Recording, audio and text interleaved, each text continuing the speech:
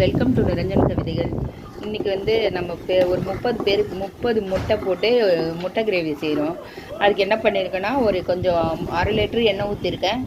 அதுக்கு வந்து பட்டை, கிராம்பு ஒரு 10 கிராம் அளவுக்கு சேர்த்துருக்கேன். பட்டை, கிராம்பு, சோம்பு வந்து 10 கிராம் அளவுக்கு சேர்த்துருக்கேன். ஏலக்காய் எல்லாம் சேர்த்து இப்போ இதில் இஞ்சி, பூண்டு, தக்காளி போட்டு வதக்கிட்டு இருக்கோம்.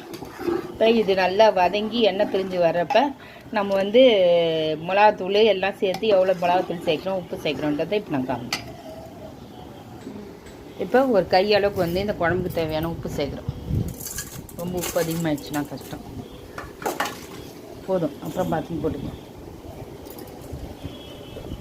இப்போ இதில் உப்பு சேர்த்துருக்கேன். இது எண்ணெய் பிரிஞ்சு வந்த உடனே நான் காமிக்கிறேன் முட்டை கிரேவி எப்படி செய்கிறோம்.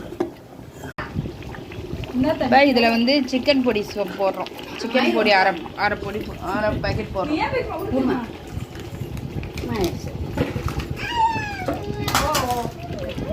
இதில் ஒரு 4 ஸ்பூன் மிளகாத்தூள் போடுறோம். இதில் ஒரு 4 ஸ்பூன் மிளகா பொடி போடுறோம்.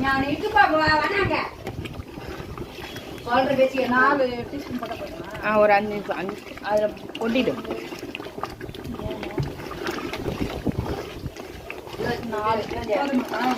போடு.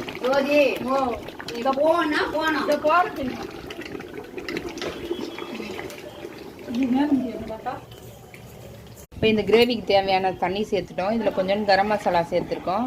அதுக்கப்புறம் சிக்கன் மசாலா, நம்ம வீட்டு மசாலா எல்லாம் சேர்த்துருக்கோம். இங்கே பாருங்கள், நம்ம சூப்பரான நம்ம முட்டை கிரேவி ரெடி ஆகின்னு இருக்குது.